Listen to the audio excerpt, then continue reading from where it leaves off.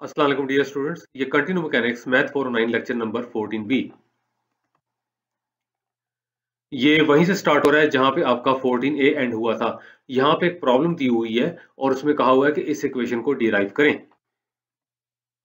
ये इसका सोल्यूशन दिया हुआ है। अब सोल्यूशन शुरू करने से पहले दो चीजें नोट कर लें। एक तो ये 1/2 यहाँ पे भी लिखा हुआ है और यहाँ पे भी लिखा हुआ है। ये ऐसा ना लगे जी जबरदस्ती लिखा हुआ है और ये अगर हम दोनों तरफ से गायब भी कर दें तब भी क्वेश्चन तो सेटिस्फाई हो ही रही है। 1/2 की कोई रीजन है, इसकी कोई सिग्निफिकेंस है, इसकी कोई इंपॉर्टेंस है, लेकिन ये आगे जाके आएगी। फिलहाल इसको एक्सेप्ट कर लें। एक चीज। दूसरी चीज, जब भी इस तरह से किसी इक्वेशन को आपने प्रूव करना है तो ये कभी ना करें जी कि लेफ्ट हैंड साइड को भी सिंप्लीफाई कर लें, राइट हैंड साइड को भी सिंप्लीफाई कर लें और कहीं मैच हो जाए। वो डेरिवेशन नहीं होती, वो प्रूफ नहीं होता। लेफ्ट हैंड साइड लें और कोशिश करें कि राइट हैंड साइड बन जाए, या राइट हैंड साइड लें और कोशिश करें कि लेफ्ट हैंड साइड बन जाए। अब यहाँ पे देखें, लेफ्ट हैंड साइड से स्टार्ट किया हुआ है। अब सबसे पहले तो ये स्टेप किया हुआ है कि जब एक ही वेक्टर का उसी से डॉट लेते हैं तो उसके मैग्नीट्यूड का स्क्वायर होता है, उसकी लेंथ का स्क्वायर होता है। और ये मैं आपको बता दूं, इस चीज का भी रट्टा नहीं लगना चाहिए जी। अच्छा जी, अब यहाँ पे डॉट वॉट लेके लिखना है, क्योंकि मुझे यहाँ पे डॉट नजर आ रहा है, ये देख लें। अब मैंने यही कहा था कि इसको मान के नहीं चलना, लेकिन ये जो आंसर आपके सामने दिया हुआ है उससे आइडिया हो सकता है कि हमने क्या करना है। यहाँ पे डॉट नजर आ रहा है, इधर तो कोई डॉट नहीं है, तो मैंने यहाँ पे डॉट इंट्रोड्यूस कर दिया। ये वाली टर्म एज इट इज यहाँ पे लिखी हुई है। अब डी ऑफ स्मॉल एक्स होता है F times D of capital x. F साहब जो है इनको कहते हैं डिफॉर्मेशन ग्रेडियंट टेंसर, और डी ऑफ कैपिटल एक्स जो है ये लाइन एलिमेंट है, और वो भी रेफरेंस कॉन्फ़िगरेशन में, और वो भी आपके पास जो है अनडिफॉर्म कॉन्फ़िगरेशन में। ठीक हो गया जी। अब जब ये वाली चीज आपके पास आ गई तो शायद दिमाग में आ रहा हो कि डी ऑफ स्मॉल एक्स इस प्रोडक्ट के बराबर कैसे होता है, यानी कि F times D of capital x कैसे होता है। ये आपने किया था लेक्चर नंबर 12 स्लाइड 6 पर। लेक्चर नंबर 12 स्लाइड 6 पर किया था। ये वाली टर्म ये लिखी हुई है, और ये जो 1/2 ओवरऑल बार था, एक तरह से यही है ना कि 2 पे डिवाइड किया हुआ है, तो ये किया हुआ है। ठीक हो गया। अच्छा, अब यहाँ पे देखें कि ये जो एफ साहब है इनको उठा के हम यहाँ पे ले गए हैं, क्योंकि यहाँ कुछ ऐसा ही नजर आ रहा है।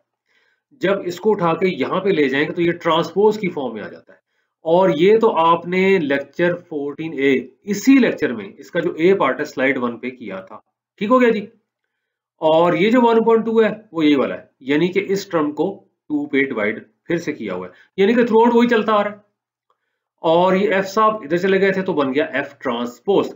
और ये जो चीज आपके पास है, अब इसको भी ब्रेक किया हुआ है। कैसे ब्रेक किया हुआ है कि D of capital x dot D of capital x, क्योंकि यहाँ पे डी ऑफ कैपिटल एक्स के मैग्नीट्यूड का स्क्वायर है, लेंथ का स्क्वायर है। ठीक हो गया जी। अब ये शक्ल बनानी है ना, तो हम अब ये करेंगे कि 1/2 D of capital x common निकालते हैं। यहाँ पे डॉट भी है, यहाँ भी देख लें डॉट ओवरऑल कॉमन निकला हुआ है, डॉट भी है। अब देखें ये जो टर्म है 1/2 डी ऑफ कैपिटल एक्स किससे डॉट ले रहा है, इससे ले रहा है, ये लिखा हुआ है।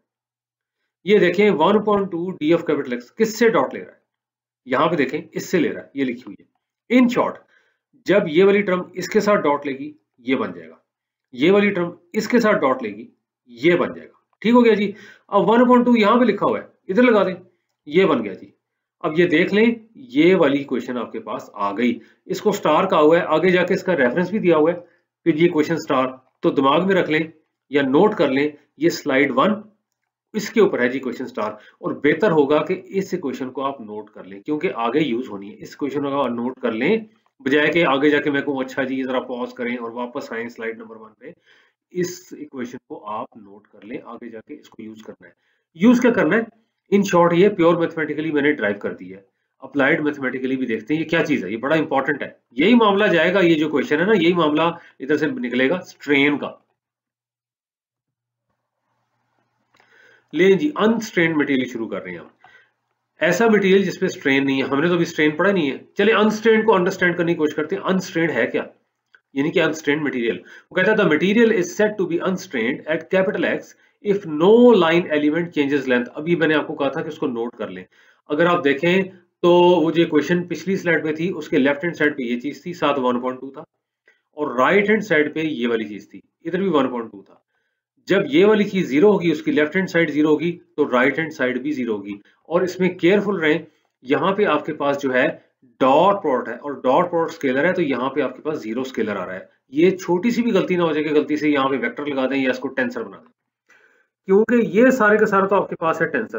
दो टेंसर्स हिट होते हैं टेंसर बनता है, दो मैट्रिसेस हिट होती हैं, मैट्रिक्स बनती है, और जब भी दो मैट्रिसेस माइनस होती हैं तो आपके पास मैट्रिक्स बनती है। दो टेंसर्स माइनस होते हैं, आपके पास टेंसर ही बनता है, और जब टेंसर किसी वेक्टर पे हिट करता है तो वेक्टर ही बनता है। ये अब मैं देखें दोबारा से तेजी में बोला हूं, जो पीछे मैंने कई बार बताया है, और मैंने कहा कि सिंपल तरीके से भी अंडरस्टैंड कर सकते हैं कि ए मैट्रिक्स है, एक्स वेक्टर है, तो A X equal to B, matrix को वेक्टर से मल्टीप्लाई करें तो वेक्टर आता है। तो इसी तरह से अगर ये सारी की सारी चीज देख लें, ये टेंसर है, इसको मैट्रिक्स फॉर्म में लिखें, इसके साथ हिट करेंगे तो वेक्टर आएगा।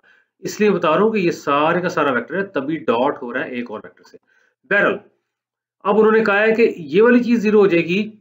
क्यों? वो कहता है material is said to be unstrained at capital X if no line element changes length. No line element changes length का मतलब है कि ये डिफरेंस जीरो आ रहा है। ये वाला लाइन एलिमेंट था, डिफॉर्म होने के बाद ये वाला बन गया, यानी कि डी ऑफ कैपिटल एक्स था, डिफॉर्म होने के बाद बन गया डी ऑफ स्मॉल एक्स, लेकिन खैर से उसकी लेंथ ही चेंज नहीं हो रही। जब लेंथ नहीं चेंज हो रही तो लेंथ का स्क्वायर भी चेंज नहीं हो रहा, तो माइनस करके आ रहा है जी जीरो, अनस्ट्रेन्ड। तो ये वाली चीज जीरो हुई और ये वाली चीज जीरो हुई, या ये वाली चीज जीरो हुई, बात तो वही है, क्योंकि इसी चीज का जो लेफ्ट हैंड साइड थी वो ये थी, साथ 1/2 लगा लें। अच्छा, अब इसका क्या मतलब है? अंडर रूट ले लें। अब ये आपको पता है कि यहाँ पे मैग्नीट्यूड है, तो पॉजिटिव अंडर रूट लें, यानी कि लेंथ बिफोर डिफॉर्मेशन आप कह सकते हैं, जो कि ये वाली है, length before deformation is equal to length after deformation. यूं कर लें, length before deformation of a line element is equal to length after deformation of the same line element. अब इसको उठा के इधर डिनोमिनेटर में ले जाएं। ये आपको पता है तो स्ट्रेच होती है, stretch in the direction capital M for all unit vectors capital M. हाँ, अब मैं यही कहूंगा कि अगर कैपिटल एम दिमाग से निकल गया तो 14a देख लें, 14a देख लें। तो अब यहाँ पे ये जो चीज आपके पास आ रही है 1 आ रही है। कैसे 1 आ गया? क्योंकि ये वाली जो क्वेश्चन है दोनों तरफ आपने डिवाइड कर दिया है डी ऑफ कैपिटल एक्स की लेंथ से। फिर सुन लें, इस इक्वेशन को दोनों तरफ आपने डिवाइड किया है डी ऑफ कैपिटल एक्स की लेंथ से। इधर किया है तो ये 1, इधर किया तो ये, यानी कि स्ट्रेच 1 के बराबर आ गई है। स्ट्रेच 1 के बराबर आ गई है, और स्ट्रेच 1 तभी होती है जब लाइन एलिमेंट्स जो है अपनी लेंथ चेंज नहीं करते, यानी कि जो लेंथ होती है बिफोर डिफॉर्मेशन वही लेंथ होती है आफ्टर डिफॉर्मेशन। तो अब पता लग गया होगा कि material is said to be unstrained at capital X अगर कोई लाइन एलिमेंट लेंथ चेंज नहीं करता, यानी कि स्ट्रेच 1 के बराबर है, स्ट्रेच 1 के बराबर है। तो यहीं से समझ लें, बड़ा की पॉइंट बताने लगा हूं, स्ट्रेन मटेरियल तब होगा जब स्ट्रेच नॉट इक्वल टू 1 होगी। स्ट्रेन मटेरियल तब होगा जब स्ट्रेच नॉट इक्वल टू 1 होगी, या दूसरे मानों में ये कह सकते हैं कि लाइन एलिमेंट्स अपनी लेंथ चेंज करेंगे, या ये डिफरेंस जीरो नहीं होगा। तो इसको दोबारा सुनिएगा, ये देखें, फिलहाल एक तरह से नई चीजों का बेसिक है, लेकिन यही चीजें आगे जाके एडवांस होंगी और यूज होंगी। आगे चलते हैं। अब वो कहता है जी ट्राई द फॉलोइंग। वो कहता है for the unstrained material F may be a rotation. आप नोट्स देखें, उसमें मैंने कोई और वर्ड्स लिखे हुए हैं, लेकिन बेस्ट है कि इसको मे बी कर दें कि हो सकता है कि रोटेशन हो, लेकिन अब ये पता होना चाहिए what is an unstrained material. Unstrained material देखें, वही वाली जो क्वेश्चन आपने ड्राइव की थी उसमें यह था कि लाइन एलिमेंट्स फिर लेंथ चेंज नहीं करेंगे। ठीक है जी, लाइन एलिमेंट्स लेंथ चेंज नहीं करेंगे। इसकी जो लेफ्ट हैंड साइड थी वही था ना, डी ऑफ स्मॉल एक्स उसके जो लेंथ का square minus D of capital x की लेंथ का स्क्वायर इज इक्वल टू 0, ये था। तो फिर ये 0 हो गया था। अब जरा ध्यान से देखें, ये जो डी ऑफ कैपिटल एक्स है ये इधर हिट करें, ये आ गया। इसी तरह से ये तो वैसे ही आइडेंटिटी टेंसर है, तो यहां पे देखें ये जो चीज आपके पास है, अब बेशक 1/2 को सलाम अलैकुम कर दें क्योंकि यहाँ पे 0 है, यहाँ नजर भी नहीं आ रहा।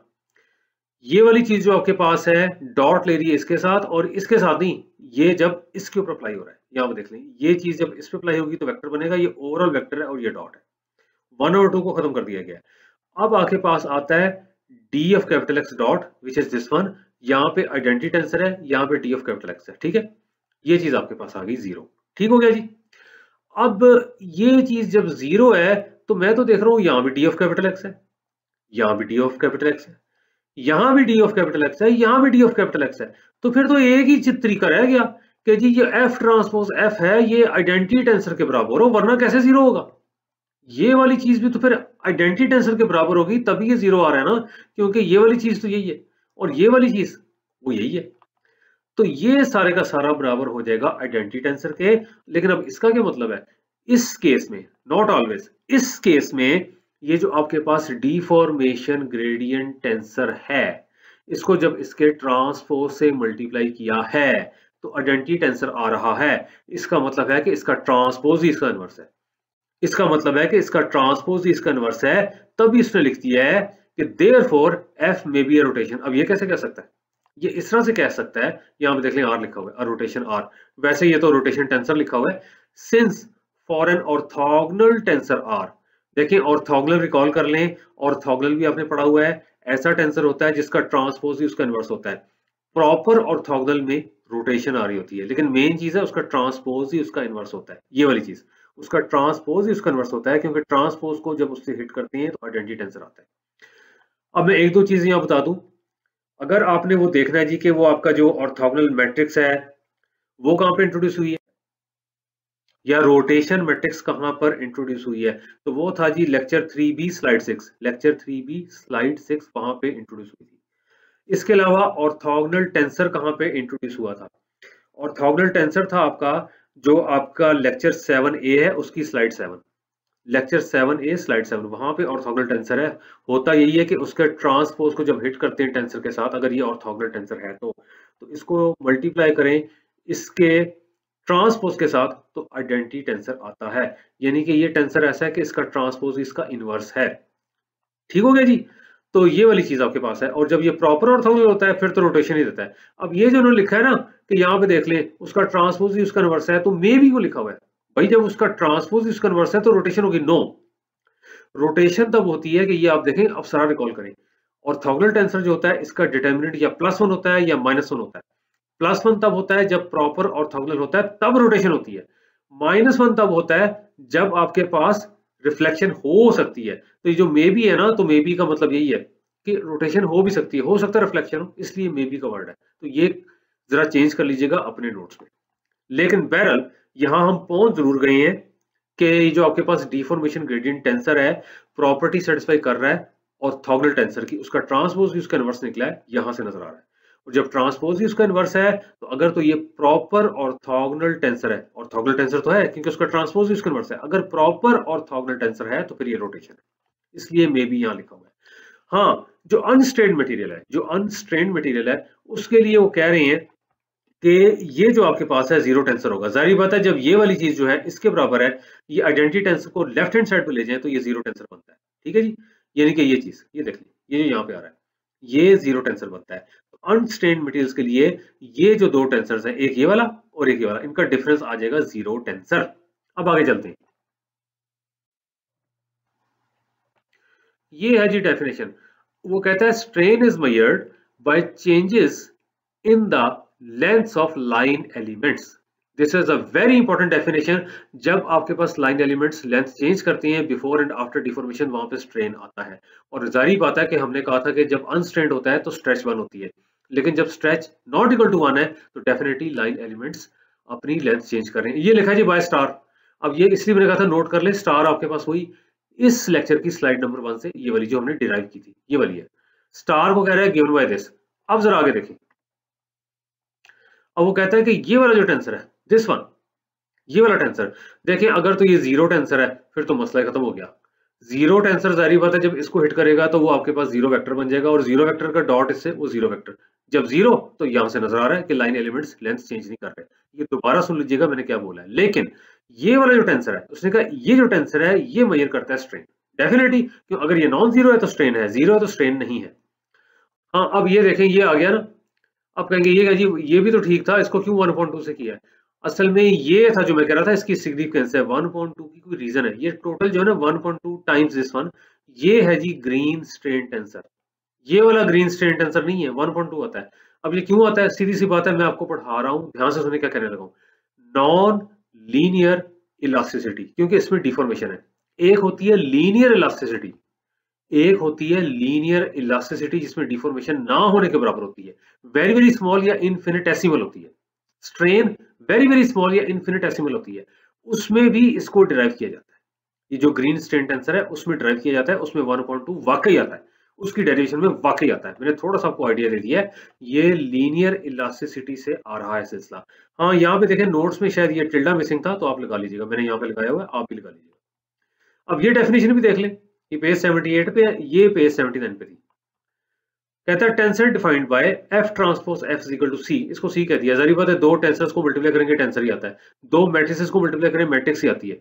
ये जो टेंसर आपके पास है इसको उसने कहा है ग्रीन डिफॉर्मेशन टेंसर। देखिए रटा नहीं लगाना कि क्या मुसीबत है, ये ग्रीन स्ट्रेन टेंसर, वही रीजन है, ये स्ट्रेन मेजर कर रहा है। अगर ये जीरो हो जाएगा तो स्ट्रेन खत्म, अगर ये नॉन जीरो है तो स्ट्रेन है, इसलिए इसको इन्होंने कहा हुआ है ग्रीन स्ट्रेन टेंसर।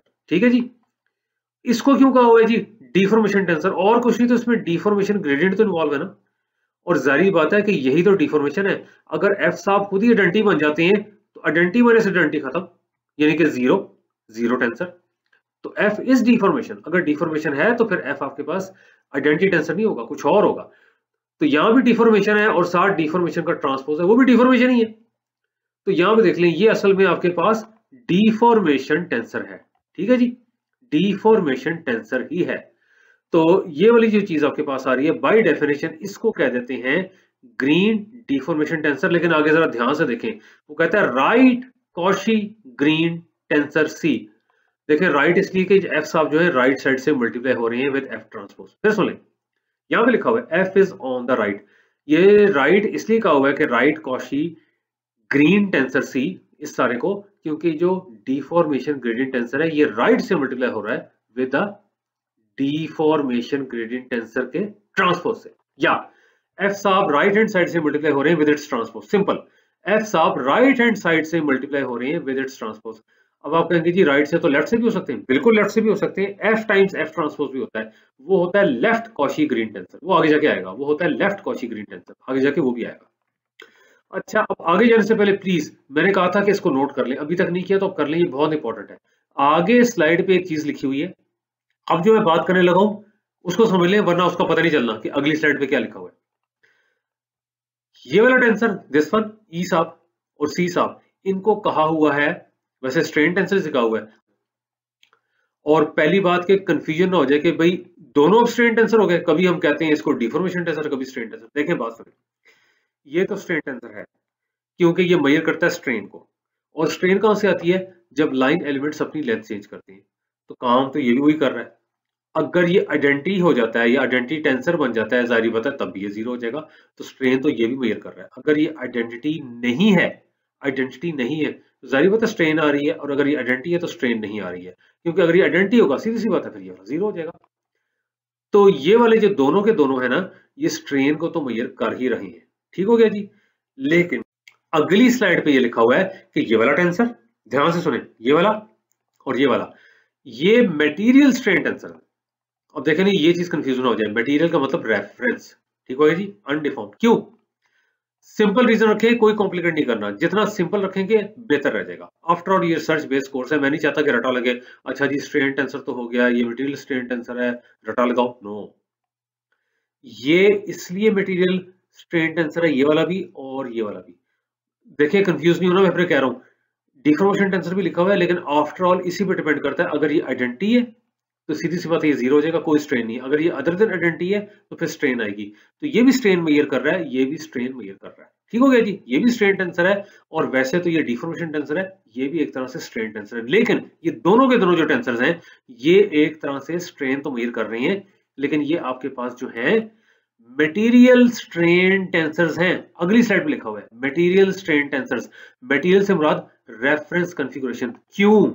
देखिए मैंने तब भी कहा था सिंपल रखें, अभी तक मैंने रीजन नहीं बताई।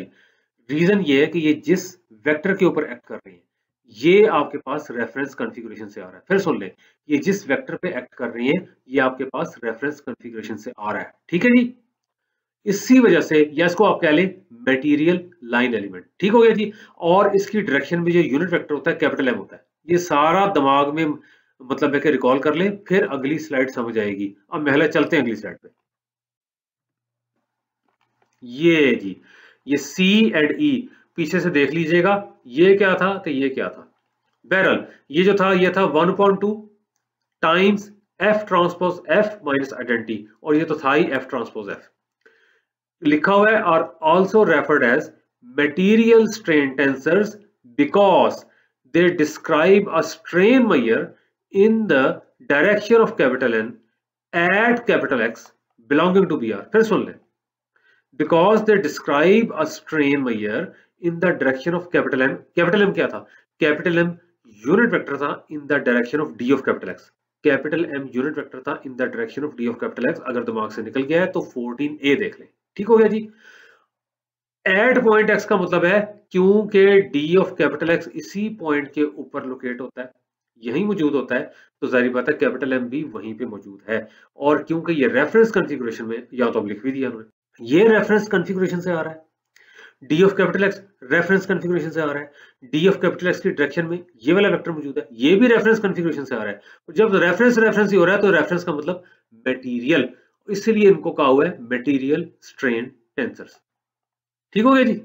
आगे चलो जी। हाँ जी, ये देखें जी, अब तो आपका बिल्कुल ही लीनियर जबरा शुरू हो गया। वो कहता है ये सी साहब है, एफ ट्रांसपोज एफ, इसको सिमेट्रिक प्रूफ करें। सिमेट्रिक रिकॉल कर रहे हैं जिसका ट्रांसपोज वो खुद ही होता है। ये लें जी, इसका ट्रांसपोज ले लें, यानी इसका ट्रांसपोज ले लें। ट्रांसपोज कैसे लेते हैं? Transpose of the second times transpose of the first, यानी कि एफ का ट्रांसपोज और उसके बाद एफ ट्रांसपोज का ट्रांसपोज। और ट्रांसपोज का ट्रांसपोज वो खुद होता है। कहते हैं ना, दो जुतियां मारो ठीक हो जाएगा। अब आप खुद देखें, ये जो चीज अंदर है एफ ट्रांसपोज एफ, इसका ट्रांसपोज ये खुद ही है, तो सिमेट्रिक तो हो गया, विच इज द प्रूफ। बस ये प्रूफ खत्म। अब वो कहता है जी कि ये जो सी साहब है इसको प्रूफ करें, ये पॉजिटिव डेफिनेट है, पॉजिटिव डेफिनेट है। अब अगर आपके दिमाग से निकल गया है कि जी पॉजिटिव डेफिनेट क्या था, तो मैं आपको रेफरेंस दे दूं। पॉजिटिव डेफिनेट जो था आपके पास, ये lecture 8 slide 3, positive definite answer जो था लेक्चर 8 स्लाइड 3, वहां पे इंट्रोड्यूस हुआ था। और था क्या?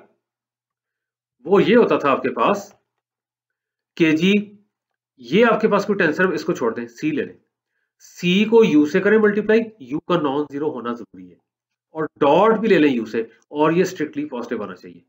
ये हालात हो जाए तो आपने कहा था सी पॉजिटिव डेफिनेट आंसर है। और मैंने आपको बता दिया है रेफरेंस, और रेफरेंस क्या है?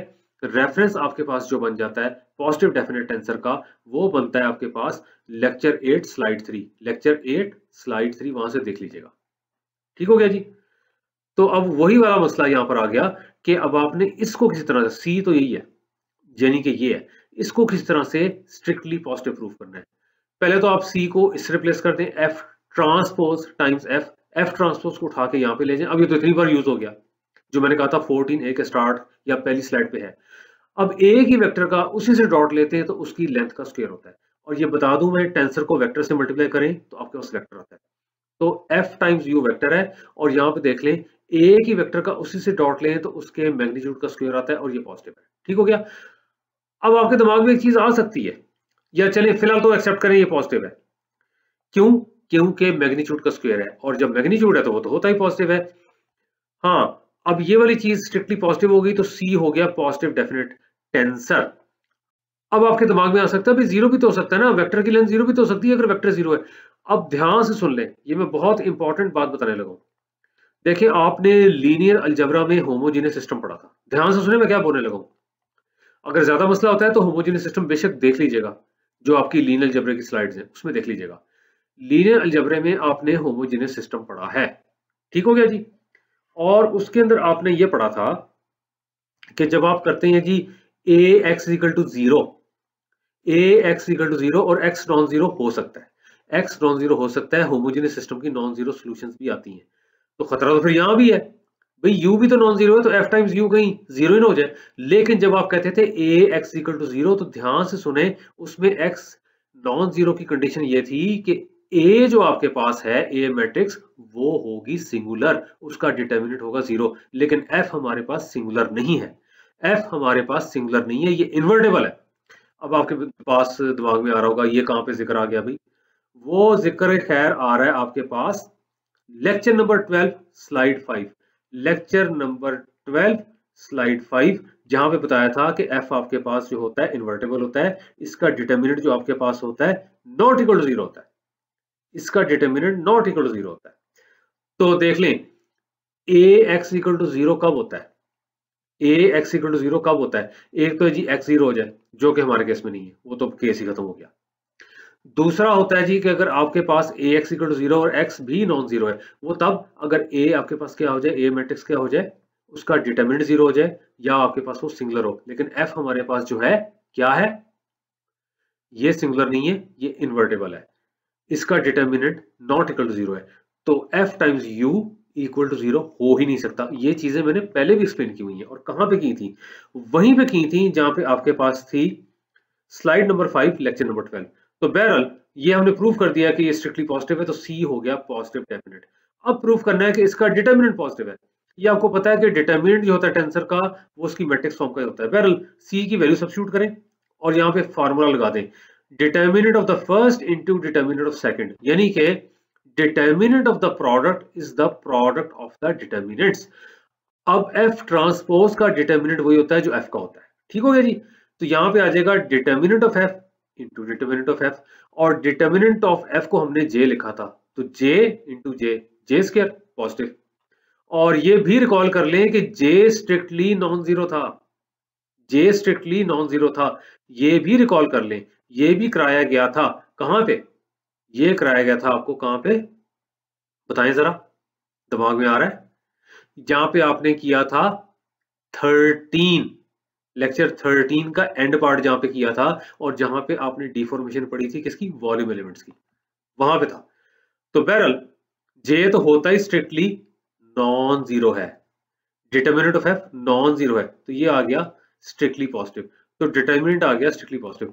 अब जाहिर तो लगता है ये प्योर मैथमेटिकली हो रहा है, लेकिन अब एक चीज आने लगी है, ध्यान से सुन लें, ये चीजें बहुत इंपॉर्टेंट है, आगे जाके इनमें से कुछ भी एकदम अप्लाई हो जाएगा, समझा होगा तो कोई इशू नहीं है। जो पॉजिटिव डेफिनेट आंसर होता है, सी है ना पॉजिटिव डेफिनेट, कर दिया ना प्रूफ, उसका डिटर्मिनेंट होता है पॉजिटिव है। जो आपके पास पॉजिटिव डेफिनेट आंसर होता है उसका डिटर्मिनेंट होता है पॉजिटिव है। एक तो ये प्रूफ हो गया, एक आगे भी आ रहा है, आगे चलते हैं।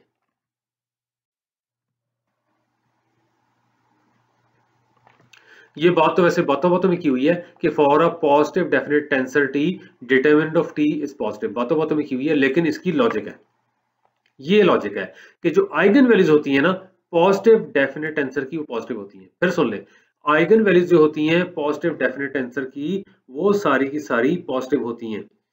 और ये जो बात की हुई है यहाँ पे कि जो आइगन वैल्यूज हैं of a positive definite tensor वो पॉजिटिव हैं, ये बात हुई थी lecture number 8 slide 4, lecture number 8 slide 4 पे। देखिए मैं रेफरेंस इसलिए दिए चले जा रहा हूं ताकि मसला ना हो, बजाय कि मैं कहूँ अच्छा जी ये पहले कर चुके हैं, पहले कर चुके हैं, पहले कर चुके हैं। लेक्चर नंबर 8 स्लाइड 4 पे हमने बात की थी कि जो आपके पास पॉजिटिव डेफिनेट आंसर होता है उसकी आइगन वैल्यूज स्ट्रिक्टली पॉजिटिव होती हैं। और डिटर्मिनेंट क्या होता है? ये तो आपने लीनियर अलजेब्रा में भी किया हुआ है, डिटर्मिनेंट तो होता है product of the eigen values.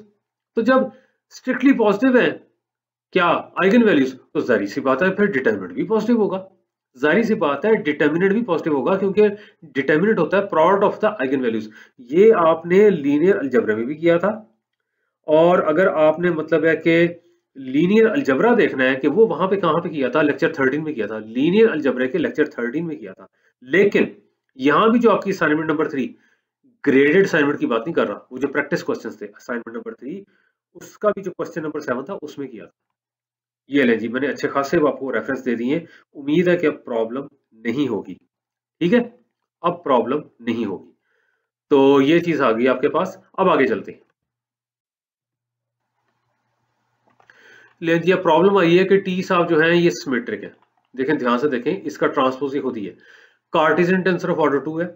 अब वो कहता है प्रूव करें कि इसकी जो 3 नॉर्मलाइज्ड आइगन वेक्टर्स हैं, नॉर्मलाइज्ड का मतलब है कि यूनिट वेक्टर्स हैं, उनकी लेंथ 1 है, 3 नॉर्मलाइज्ड आइगन वेक्टर्स जो हैं वो लीनियरली इंडिपेंडेंट है।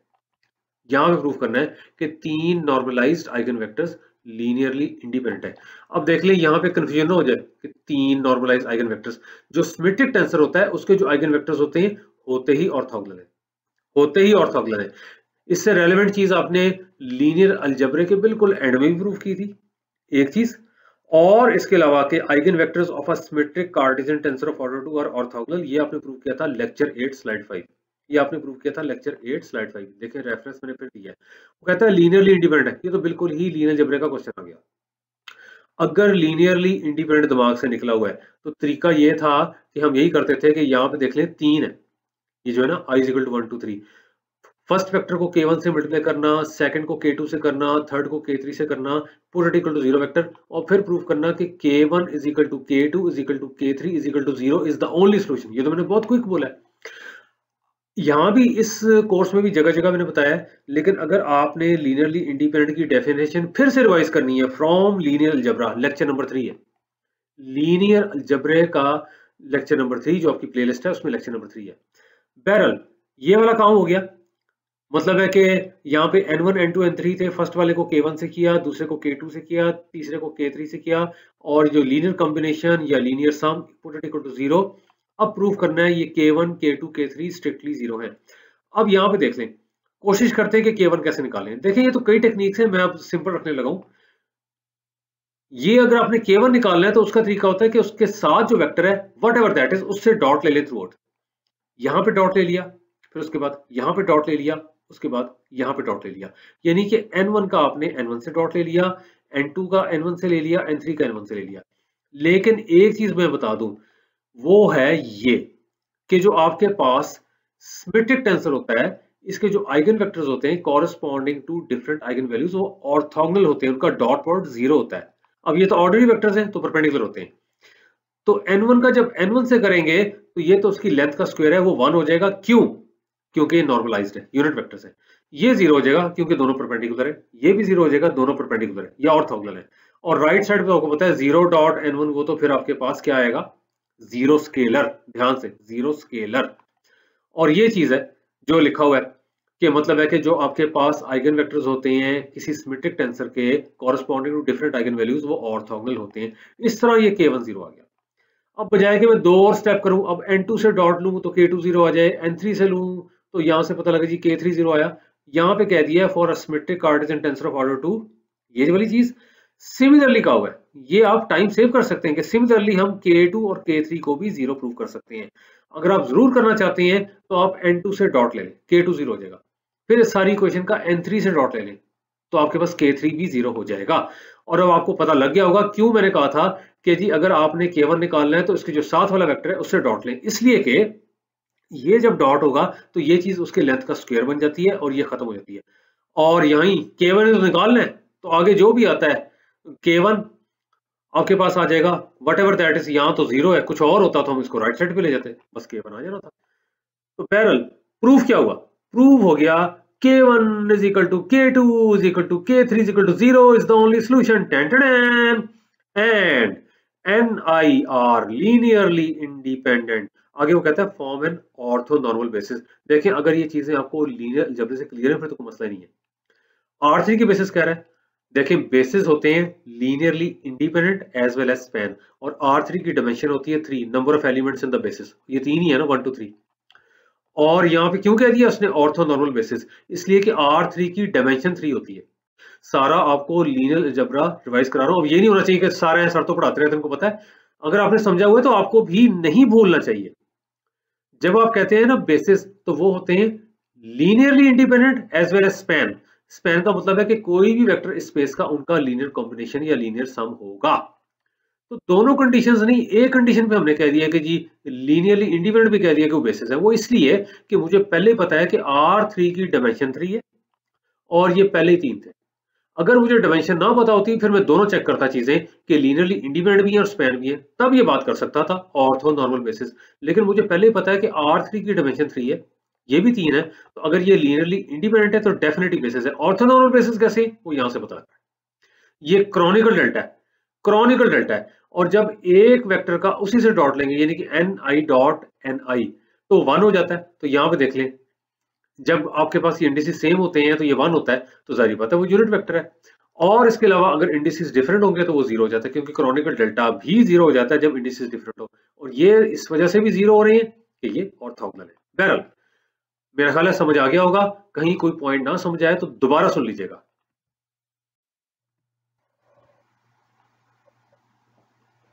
ये ले जी, कोई सवाल होगा जरूर पूछ लीजिएगा। इस लेक्चर में बज़ाहिर जो चीजें हुई हैं बेसिक्स थी, लेकिन आगे जाके कभी कोई अप्लाई हो जाएगी, कभी कोई अप्लाई हो जाएगी। ये जी हैप्पी एंडिंग। इस तरह से आपका ये लेक्चर 14 भी एंड हुआ। एक्चुअली आपका ओवरऑल लेक्चर 14 एंड हो गया। अब इंशाल्लाह ताला मुलाकात होगी लेक्चर नंबर 15 में। अल्लाह हाफिज।